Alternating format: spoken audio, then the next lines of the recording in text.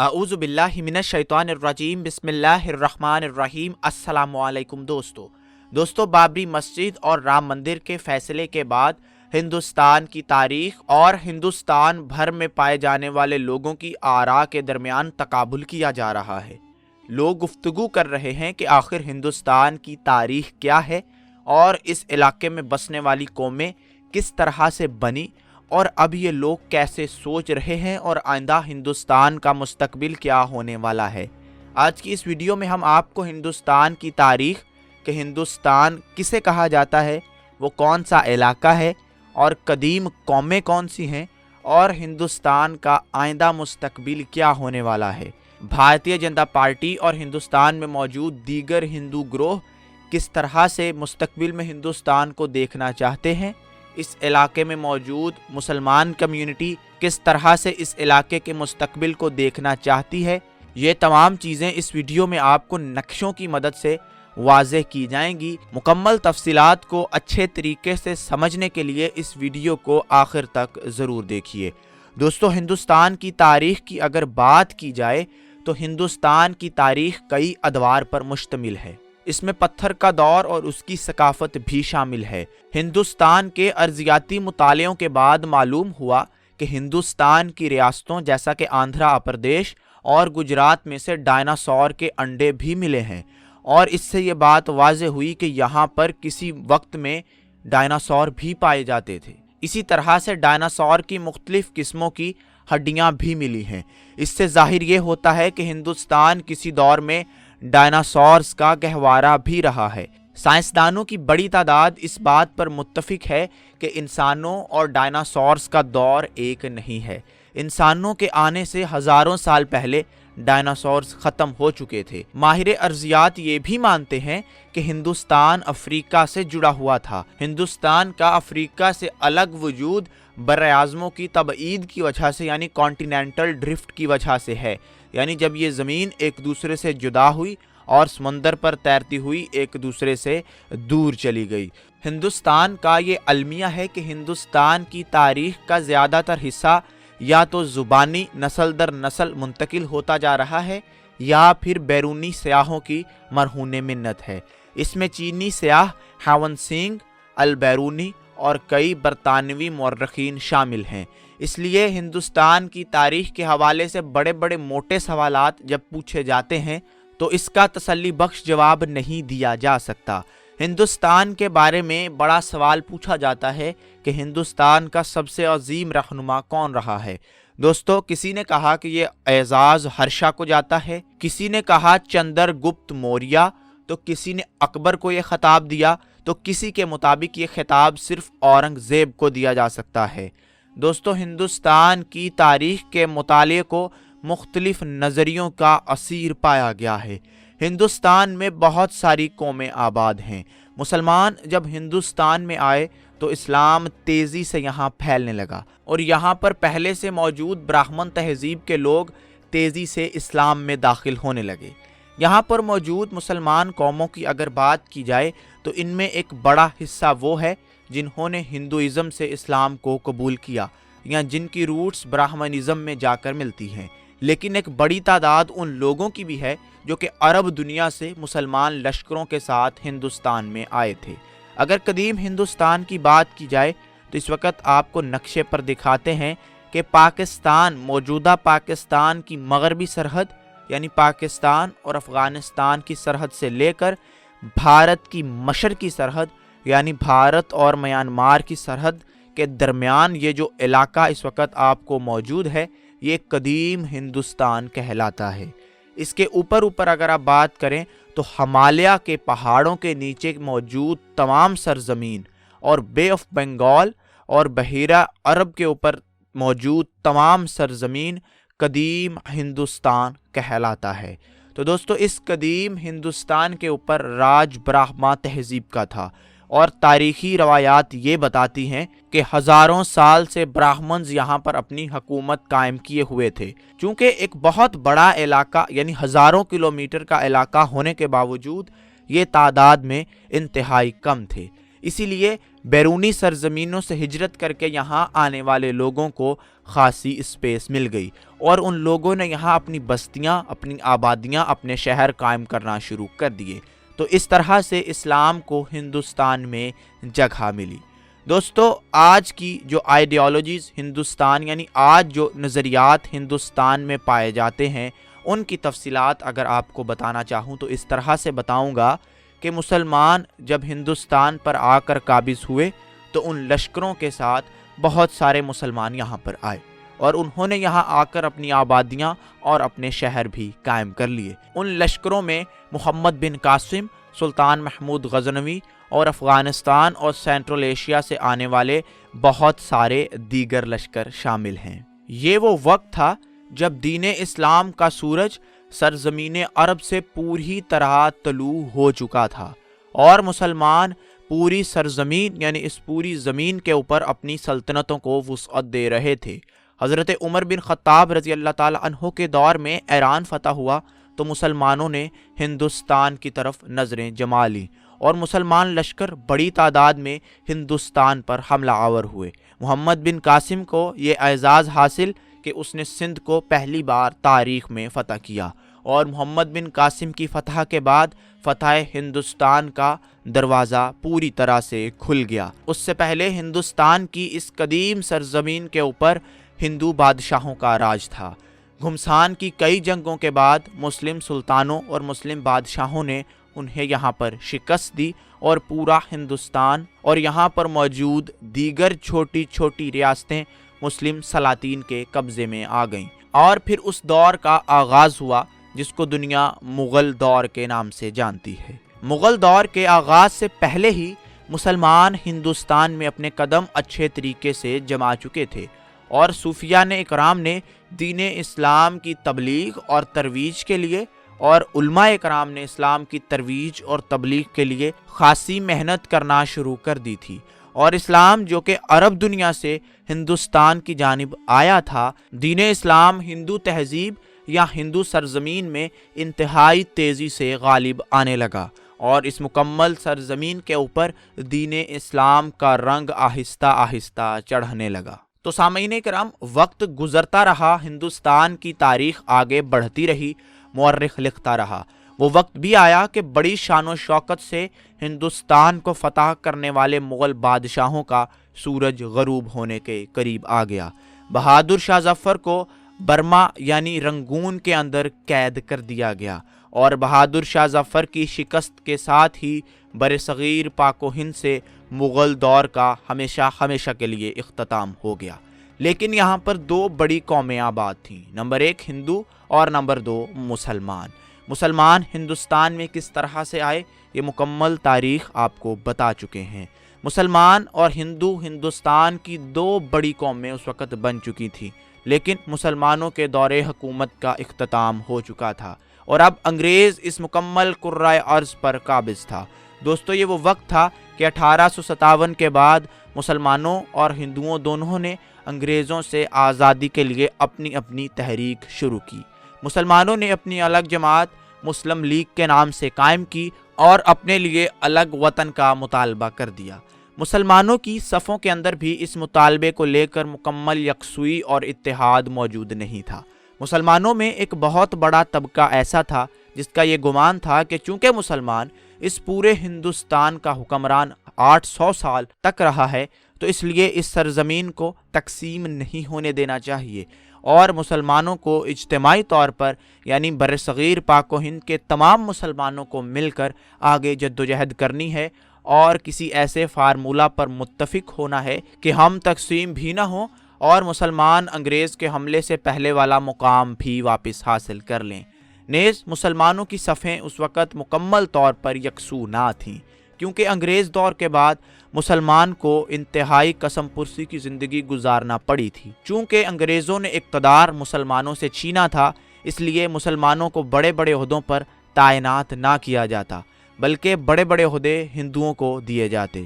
اب جب کہ ہندو اور مسلمان دونوں انگریز سے آزادی حاصل کرنے کے لیے جدوجہد کر رہے تھے تو مسلمانوں اور ہندوؤں کے باہمی تعلقات بھی کچھ ٹھیک نہ تھے۔ ہندو چاہتے تھے کہ انگریزوں کے جانے کے بعد اس قدیم ہندوستان کی سرزمین پر مکمل طور پر ان کی گرفت ہو۔ وہ تصور کرتے تھے کہ مسلمان بیرونی حملہ آور کی شکل میں آئے اور انہوں نے ان کی یہ 1000 سالہ تہذیب کو نقصان پہنچایا۔ ہندو آج بھی 5000 سال پہلے کی تہذیب کی بات کر رہے تھے، وہ تہذیب جو کہ شادرہ، ٹیکسلا، موہنجودڑو یا ہڑپا میں زمین کے اندر دفن ہو چکی تھی۔ زمانہ آگے بڑھ چکا تھا، ڈیموگرافکس تبدیل ہو چکے تھے، تاریخ ایک نیا موڑ لے رہی تھی۔ مسلمان اس سرزمین کی سب سے بڑی حقیقت بن چکے تھے۔ پچھلے 800 سال سے اس سرزمین کے حکمران رہے تھے، لیکن ہندو ذہن اس بات کو قبول کرنے کو تیار نہ تھا۔ وہ تاریخی حقائق سے نظریں چرا کر 5000 سال پرانی تاریخ کی بات کیے جا رہا تھا، اور یہ بات کی جا رہی تھی کہ ہمالیہ کے نیچے موجود اس تمام سرزمین کے اوپر مسلمان کا کوئی حق نہیں تھا۔ اگر ماہر ارضیات کی بات اور ہندو گروہوں کی بات کو اکٹھا رکھا جائے اور اگر اس سرزمین کے مالکانہ حقوق کسی کو دیے جائیں تو جیولوجی کے سائنسدانوں کے انفارمیشن کے مطابق، ان کی تحقیق کے مطابق، تو اس سرزمین کے حقیقی مالک صرف اور صرف ڈائناسور ہو سکتے ہیں، کیونکہ گندھارا تہذیب اور انسانوں کے یہاں آنے سے پہلے بھی ڈائناسورز اس سرزمین کے حقیقی مالک تھے۔ تو چیزیں اس طرح سے نہیں چلتی، تاریخ آگے بڑھتی ہے، تاریخ نئے موڑ لیتی ہے، ریاستوں اور سلطنتوں کے ڈیموگرافکس تبدیل ہوتے ہیں۔ خیر، ہندو اور مسلمان انگریز سے آزادی کی جنگ لڑ رہے تھے، لیکن ہندو ذہن 5000 سال پرانی تاریخ، نظریات پر اور ڈیموگرافکس کے اوپر اڑا ہوا تھا۔ نیز گھمسان کی سیاسی جنگ دونوں گروہوں کے مابین جاری تھی۔ مسلم لیگ کا یہ مطالبہ اور یہ ویژن تھا کہ اگر ہندو اور مسلمان جو کہ ایک دوسرے سے یکسر الگ قومیں ہیں وہ اکٹھے رہتے ہیں، یہاں پر باہمی فساد پیدا ہوگا اور بڑی تعداد میں لوگ مارے جائیں گے، اس لیے ان کا آپسی سروائیول ممکن نہیں ہے۔ مسلم لیگ یہ جانتی تھی کہ اب بات پہلے سی نہیں رہی۔ مسلم لیگ حقیقت سے نظریں نہیں چرا رہی تھی۔ مسلم لیگ اور دیگر مسلمان قائدین کو یہ معلوم ہو چکا تھا کہ مغل دور میں چونکہ مسلمان طاقت میں تھے، اس لیے باہمی فساد کا سوال پیدا نہیں ہوتا تھا۔ انگریز کے جانے کے بعد دونوں گروہ تقریباً ایک ہی تعداد میں اس سرزمین پر موجود ہوں گے، اور جب دو طاقتور گروہ ایک سرزمین پر موجود ہوں اور ان کے درمیان اس قدر شدید نظریاتی اور تاریخی اختلاف پایا جائے تو آپس میں دنگے اور فساد ہونا کوئی اچنبے کی بات نہیں ہے۔ اس لیے مسلم لیگ نے سرحدوں کی بات کی اور مسلمانوں کے لیے الگ وطن کا مطالبہ کیا۔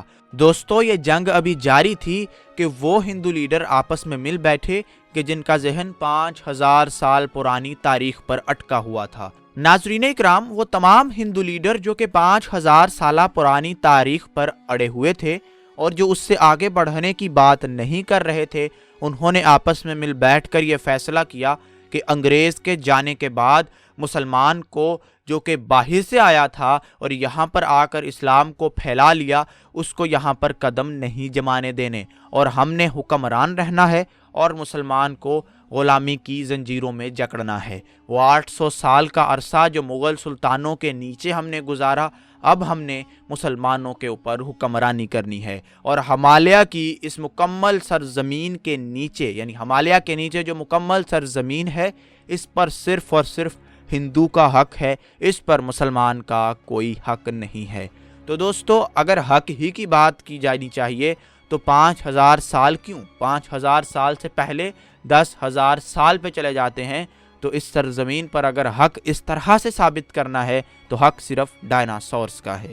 خیر، آگے بڑھتے ہیں۔ اسی سلسلے میں RSS کی بنیاد رکھی گئی۔ وہ RSS جس کا پولیٹیکل ونگ BJP آج بھارت پر حکمرانی کر رہا ہے، وہ BJP جو کہ بھارت بھر میں موجود بہت سارے مسلم کش فسادات میں آگے رہی ہے۔ بابری مسجد اور ایودھیا کیس کا فیصلہ آ چکا ہے، اور اب آپ کو آگے بڑھنا ہے دوستو، آگے دیکھنا ہے۔ بابری مسجد اور ایودھیا کیس کا فیصلہ آ چکا ہے۔ آپ دیکھ رہے ہیں کہ RSS اور BJP کے یہ نظریات کس طرح سے اس ہندوستان کی مکمل سرزمین کے اوپر پھیلے مسلمان ورثے کو ایک ایک کر کے ختم کرنے کی جانب بڑھ رہے ہیں۔ کیسے بابری مسجد کو شہید کیا گیا، کیسے الہ آباد کا نام تبدیل کر دیا گیا، کیسے اورنگزیب کی جانب سے بنائے جانے والے تاج محل، جس کو دنیا کا عجوبہ کہا جاتا ہے، اس کے نیچے بھی کسی مندر کی کھوج کی جا رہی ہے اور اس کو گرانے اور وہاں پر بھی مندر تعمیر کرنے کی رائے عامہ کو ہموار کیا جا رہا ہے، اور کچھ بعید نہیں کہ آئندہ آنے والے سالوں میں ایسا کر بھی دیا جائے۔ یہی وہ چند چیزیں تھیں جس کی نشاندہی ڈاکٹر علامہ محمد اقبال، مولانا مودودی، قائد اعظم محمد علی جناح اور دیگر بہت سارے مفکرین اور علماء اکرام نے کر دی تھی۔ وہ جانتے تھے کہ انگریز کے چلے جانے کے بعد ہندو راج کس طرح سے مسلمانوں کو دبانے کی کوشش کرے گا، اسی لیے مذہب کی بنیاد پر تقسیم ہند کا مطالبہ انگریز کے سامنے رکھا گیا اور اس کو منوایا گیا۔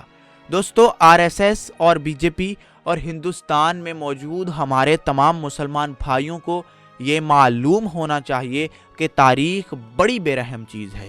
اگر کوئی قوم ایک دوسرے پر ظلم کرتی ہے تو تاریخ اس ظلم کا حساب ضرور چکا دیتی ہے۔ تو اب اگر نظریاتی چپکلش کی بات کی جائے تو ہندوستان کی موجودہ حکمران جماعت ہمالیہ کے نیچے کی سرزمین پر مسلمانوں کی کسی بھی قسم کی گرفت کو قبول کرنے سے انکاری ہو چکی ہے۔